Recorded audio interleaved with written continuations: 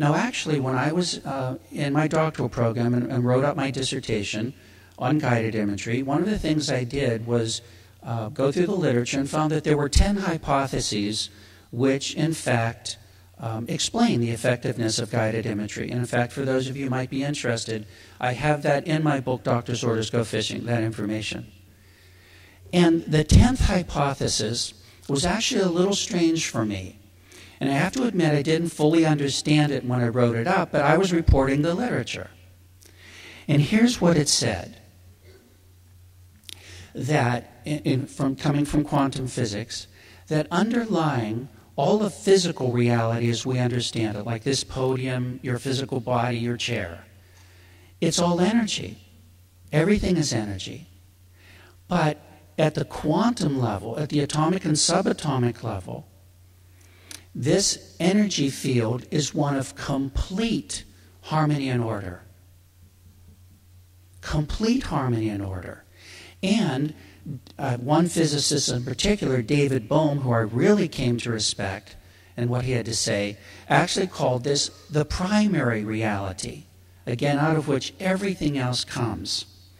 But what's really fascinating, and I want to actually read from my book briefly just to quote something he said, because when I wasn't even comfortable talking about love, here's what this eminent physicist had to say.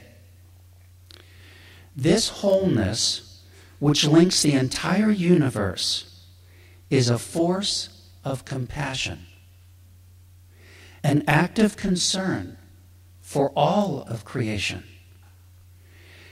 They concluded, in short, the energy itself is love.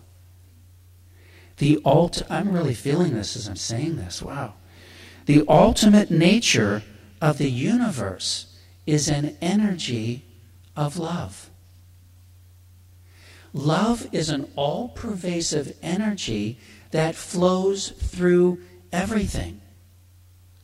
You and anything that exists in physical form is a manifestation or an expression of this quantum field of love. Who are you? Love. I'm not making this up. But I have to tell you, in wanting to say this to you, there's still a part of me that goes, oh my God, are you really saying this and meaning this? But I couldn't be more sincere in telling you, after reading and trying to make sense of this for myself, it's absolutely the truth. Now, if you know that, and I mean no, big time no, not, oh, this sounds nice, do you think you might conduct your life a little differently than you do now? Because here's another very sensitive thought. You know, Dr. Spiegel touched on this yesterday about facing death directly. If, in fact, we are all just expressions of that quantum field that is eternal, you can't die. And I'll remind you again, you are loved perfectly. Always have been, always will be. What if you knew that in your heart of hearts and lived that? Do you think you would live differently? And then, based on my work with Carl Simonton, we would say, do you think you might die differently? There is no way in my work that I will tell you, if you really came to understand that it wouldn't affect your quality of life, your length of life, and your quality of death.